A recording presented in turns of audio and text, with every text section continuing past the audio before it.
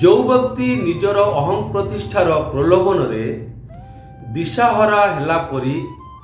निजर आदर्श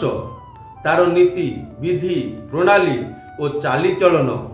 इत्यादिर अवसाद और अपमान सूचक समालोचना रे तांकर अनुसरण करिवारु पारिपार्श्विक मध्य विक्षेप घटाई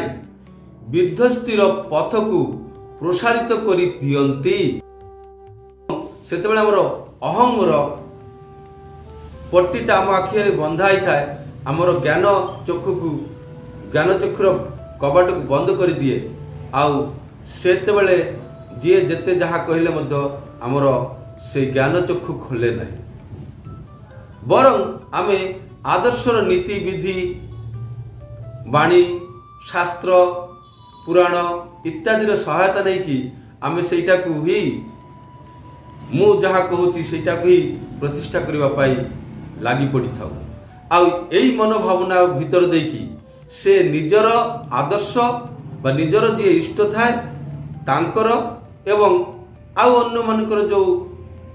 जो जो इष्ट धरिकी चली थांती से मानकर इष्टर